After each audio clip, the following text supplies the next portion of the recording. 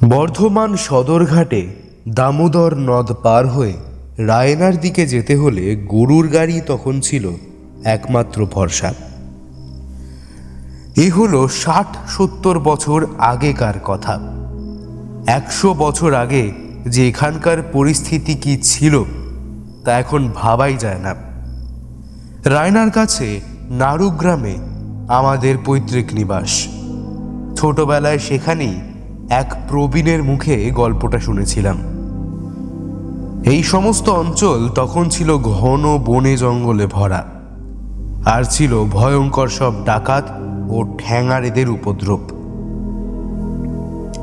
দিনে মানেও তখন এইসব অঞ্চলে পথ চলা খুব ভয়ের ব্যাপার ছিল।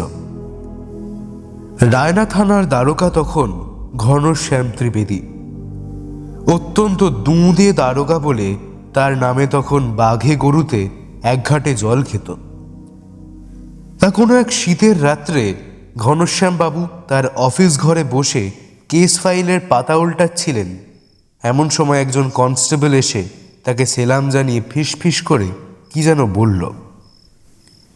শুনেই চমকে উঠলেন ঘনশ্যামবাবু। বললেন, ঠিক দেখেছিস? জি সাহেব, শুধু আমি নই, আরও যারা দেখেছে তাদের মুখেও শুনলাম কথাটা। কোথায় দেখলি তাকে? ওই শ্যামডাঙ্গার মাঠে আমাকে দেখিয়ে লুকিয়ে পড়লো। প্রায় অনেক দিন ধরেই নাকি সন্ধ্যের পর দেখা যাচ্ছে ওকে। ঘনশ্যামবাবু অত্যন্ত সাহসী ও পরাক্রমশালী দারোগা। কনস্টেবলের মুখে এই কথা শুনে তিনিও বিচলিত হলেন। ফেরারি আসামি আবার ফিরে এসেছে শুনে ভয় বুকটা কেঁপে উঠল তার। ওর অসাধ্য যে কিচ্ছু নেই তা তিনি বেশ ভালো রকমই জানেন। ধরা পড়ার আগে লোকটা এই অঞ্চল কাঁপিয়ে বেড়াত। সবাই বলতো মেধগুন্ডার চেয়ে নৃশংস আর কেউ নেই। ৪-৫ জনের একটা দল নিয়ে চুরি, ডাকাতি, খুন প্রভৃতি নানা অত্যাচার করে বেড়াতো সে। লোকটা ছিল এমনই ধূর্ত যে বহু চেষ্টা করেও তাকে কেউ ধরতে পারেনি। তার সম্বন্ধে একটাই প্রবাদ ছিল যে বাতাসেও সে বিপদের গন্ধ পায়। তা ঘনশ্যামবাবু অনেক চেষ্টার পর রীতিমতো ফাঁদ পেতে একদিন ধরে ফেললেন তাকে। শুধু কি ধরা, বেদম পিটিয়ে সোজা পাঠিয়ে দিলেন বর্ধমান সদরে। তখন তো ইংরেজ রাজত্ব। মেধগুন্ডার বিচার হলো। বিচারে দোষী সাব্যস্ত হওয়ায় 10 বছরের জেল হলো তার।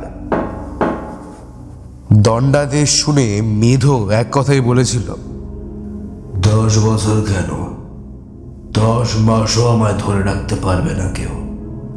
ঘনশ্যাম ত্রিবেদীকে আমি দেখিয়ে দেব মেধগুন্ডা কত ভয়ঙ্কর। সেই মেধগুন্ডা 3 মাস জেল খাটার পর এক রাত্রে জেল ভেঙে সবার চোখে ধুলো দিয়ে উধাও হয়ে যায়। সেই থেকে ঘনশ্যামবাবু দারুণ আতঙ্কে ছিলেন।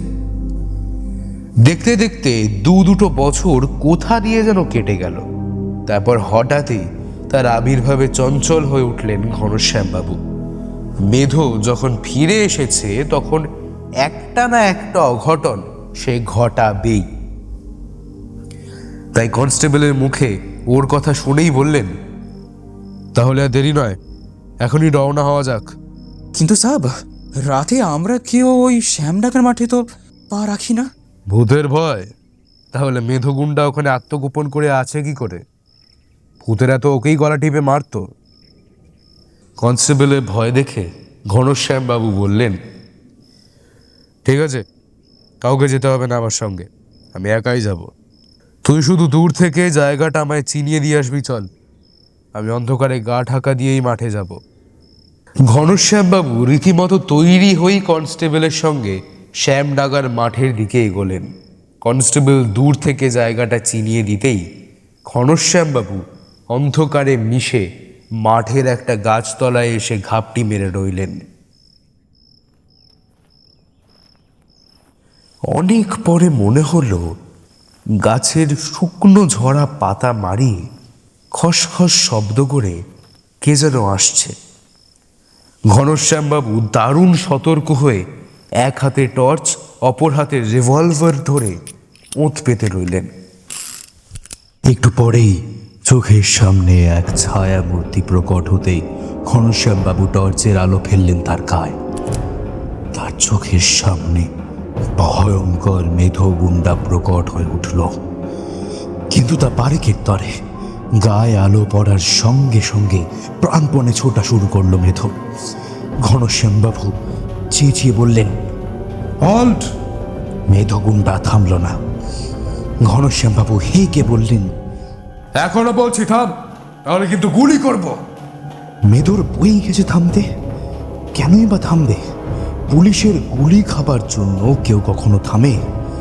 অগত্যা নিরুপায় হয়ে ঘনশ্যামবাবু রিভলভার তাক করে গুলি করলেন মেধকে। পর পর দুটি গুলি, কিন্তু তার একটাও ওর গায়ে লাগলো না। ভোজবাজির মতন অদৃশ্য হয়ে গেল মেধ। ক্লান্ত ঘনশ্যামবাবু তখন সুবৃহৎ একটি বটগাছের নিচে এসে অবসন্ন দেহে ধূপ করে বসলেন। একটা সিগারেট ধরানোর খুব ইচ্ছে হলো তার। সিগারেট মুখে নিয়ে পকেট হাতড়ে দেশলাই বার করতে গিয়ে চমক দেখলেন একটি জ্বলন্ত লাইটার এসে তার সিগারেটে অগ্নিসংযোগ করেই নিভে গেল। কে যেন এই কাজ করলো তা কিছুতেই বুঝতে পারলেন না ঘনশ্যামবাবু। উনি টর্চের আলোয় চারিদিকে বেশ ভালো করে দেখে নিয়েই বুঝলেন কেউ কোথাও নেই। এতক্ষণে তার মনে একটা ভয় ঢুকল, তবু তিনি মনকে শক্ত করে বসে রইলেন। এমন সময় হঠাৎ তার ঘাড়ের ওপর একটা উষ্ণ নিঃশ্বাস এসে পড়ল। ঘনশ্যামবাবু চমকে উঠলেন। কে কে? কোনো উত্তর নেই, তবে হালকা একটা হাসির শব্দ তিনি শুনতে পেলেন। হঠাৎই দূরে একটা ছায়ামূর্তি স্পষ্ট হয়ে উঠল। ঘনশ্যামবাবু তার গায়ে টর্চে আলো ফেলতেই অন্ধকারে মিশে গেল সে। সেই আলোয় তিনি স্পষ্ট দেখতে পেলেন মেধকে। তবুও অকারণে আবারও একটা গুলি করলেন এবং সেগুলিও ফসকে গেল। এইভাবে সারা রাত ধরে গুলি চালাতে চালাতে একসময় সব গুলিও শেষ হয়ে গেল তার। ঘনশ্যামবাবু একসময় হাল ছেড়ে দিয়ে বসে পড়লেন মাঠে। অমনি চারিদিক থেকে কখনো হাহাকার, কখনো কান্না, কখনো বা হা হা করে হাসির শব্দ শুনতে পেলেন।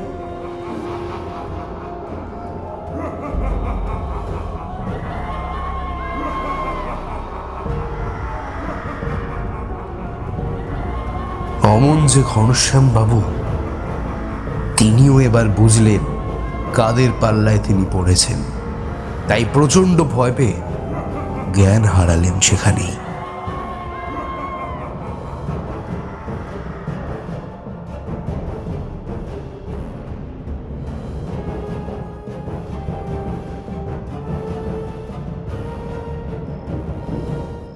বেশ কিছুক্ষণ কেটে যাওয়ার পর মনে হলো কি যেন তার হাত ধরে টেনে তুলল। ঘনশ্যামবাবু চোখ মেলে তাকাতেই দেখলেন মেধ। কি ভয়ঙ্কর তার মূর্তি! মেধ বলল, ভয় পেলেন ঘনশ্যামবাবু? আমি সেই মেধগুন্ডা। বলেছিলাম না, 10 বছর কেন 10 মাসও আমাকে কেউ জেলে রাখতে পারবে না। 3 মাসের মাথায় আমি জেল ভেঙে পালিয়ে আসি। তারপর এদেশ সেদেশ ঘুরে এখানে এসেই আমি সাপের ছোবল খেয়ে বললাম। আপনাকে দেখা দেওয়ার ইচ্ছে ছিল বলেই আমি মাঠের আশেপাশে ঘোরাঘুরি করলাম। আমি জানতাম আমার দর্শন পেতে একদিন আপনি ঠিক আসবেন। এলেনও তাই। যাই হোক, মৃত্যুর পরে আর কোনো প্রতিহিংসা মনের মধ্যে পুষে রাখা ঠিক নয়। এখন আসুন আপনি আমার সঙ্গে।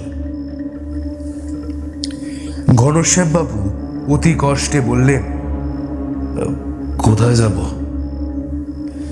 ওই মাঠের শেষে যেখানে আমার দেহটা ফুলে পচে ঢোল হয়ে আছে সেখানে গিয়ে দেখবেন কি মর্মান্তিক পরিণতি হয়েছে আমার। ও দেখে আমি কি করব? আমার এখন অনেক কাজ। আপনার এখন একটাই কাজ, সবসময় আমার সঙ্গে ঘুরে বেড়ানো। আমরা দুজনে আরো অন্যান্যদের সঙ্গে মিশে এই শ্যামডাঙ্গার মাঠেই বায়ুভক্ষ নিরাকার হয়ে যাব। ওই দেখুন আপনার নিথর দেহটা কেমন মাটি আঁকড়ে শুয়ে রয়েছে। কাল সকালে থানার লোকজন, গ্রামের লোকেরা আপনার খোঁজে এসে যদি উদ্ধার করে দেহটা, তবেই আপনার সৎকার হবে। তাহলে আমারই মতন অবস্থা হবে আপনারও। ঘনশ্যামবাবু কি যেন বলতে গেলেন, কিন্তু কিছুই বলতে পারলেন না।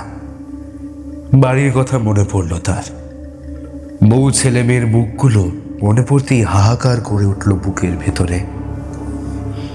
নিজের মরদেহের দিকে এক পলক তাকিয়ে মেধোর হাত ধরে মিশে গেলেন ঘন অন্ধকারে।